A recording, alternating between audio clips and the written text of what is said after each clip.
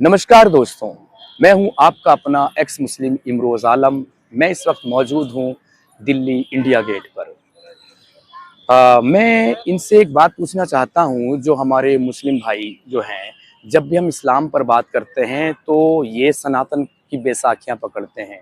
एकदम जलेबियां बनाते बनाते कहेंगे देखिए ये सनातन में भी है, उसमें भी है, उसमें भी है।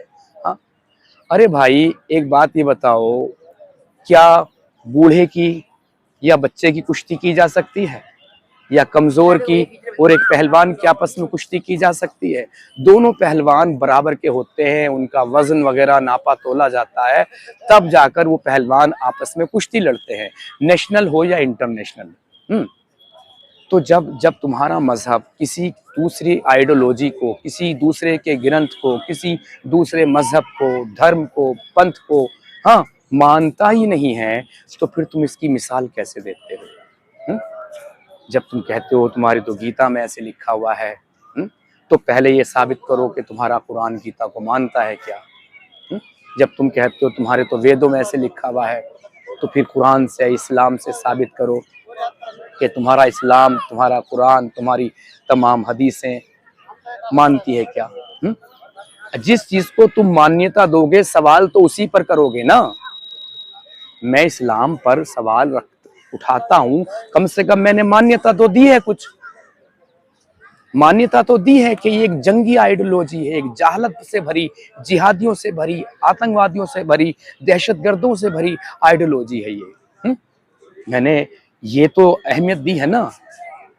लेकिन अब बताओ क्या कहें तुम लोगों को, तुम जाहिलों को?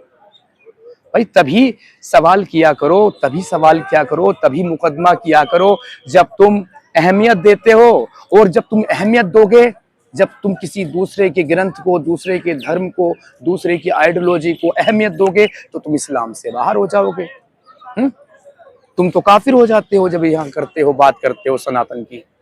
काफिर हो जाते हो क्योंकि तुम अहमियत दे रहे हो, और तुम्हारा अल्लाह, तुम्हारा पैगंबर तो अहमियत ही नहीं दे रहा।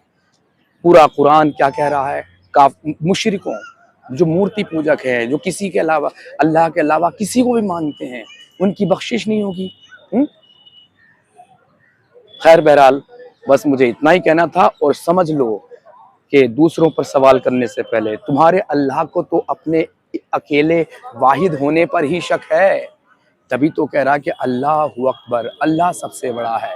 अरे जब एक ही है, इकलौता है कायनात में, बड़ा है तो वो है, छोटा है तो वो है, जैसा है वही तो है, तो फिर वो क्यों कहलवा रहा कि अल्लाह सबसे बड़ा है?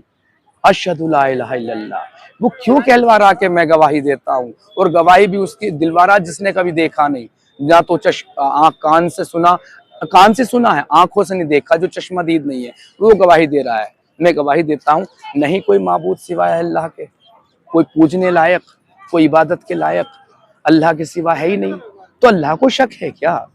शक है क्या मेरे अलावा भी कोई और हो सकता है, या कोई और है?